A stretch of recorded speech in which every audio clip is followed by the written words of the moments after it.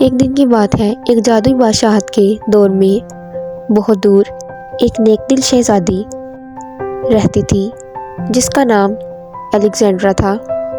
Alexandra کو راج گھر کے قریب سرسبز جنگل اور خوبصورت باغات بہت پسند تھے، مگر سب سے زیادہ اسے بارش کے بعد آنے والی رنگین کوسے قزح بہت پسند تھی۔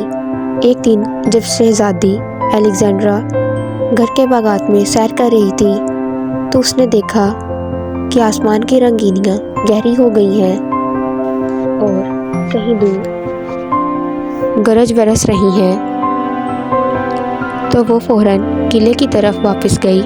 پھر جیسے ہی بارش شروع ہوئی اور بادل گرجنا شروع ہوئے تو شہزادی الیگزینڈرا اپنی کھڑکی کے قریب بیٹھ گئی اور بارش کو دیکھنے لگی، مگر وہ تھوڑی غمگین بھی تھی کیونکہ وہ باہر جا کر بارش میں کھیل نہیں سکتی تھی۔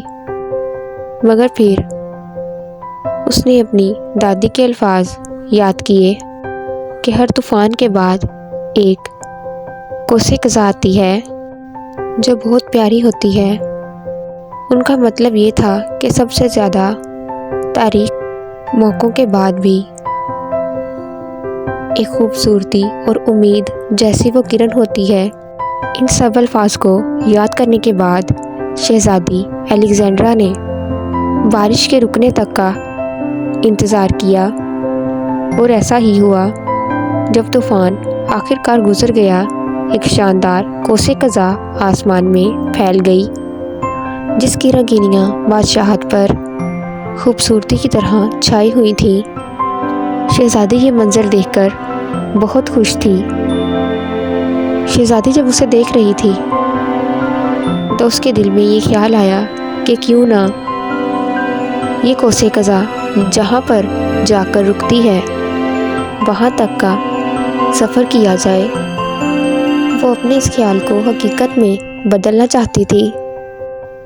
پھر وہ اس رنگین آسمانی کوسے قزح کے راستے پر چل پڑی۔ جادوئی جنگلوں اور چمکتی ہوئی ندیوں کے ذریعے شہزادی الیگزینڈرا نے کوسے قزح کا پیچھا کیا جب تک کہ اس کے ختم ہونے کی کوئی نشانی نظر نہ آئی۔ تب تک اس نے اپنا سفر جاری رکھا۔ سفر کرتے ہوئے شہزادی کو ایک غار کے پاس خوبصورت سی ندی نظر آئی جہاں کوسے قزح ختم ہو رہی تھی، اور جو غار اس ندی کے پاس تھی وہ کرسٹلوں کی چمکتی ہوئی روشنی سے بھری ہوئی تھی، جہاں اسے ایک خزانہ نظر آیا جو سونے سے بھی زیادہ قیمتی تھا۔ وہ خزانہ سونا یا زیورات نہیں تھے، بلکہ وہاں کی خوبصورتی تھی جو اسے متاثر کر رہی تھی۔ پھر شہزادی نے دل میں یہ محسوس کیا کہ اصل خزانے زیورات یا سونے کے سکے نہیں ہوتے، بلکہ قدرت کی ایسی رنگینیاں اور خوبصورتیاں بھی ہوتی ہیں جو دل کو سکون دیتی ہیں۔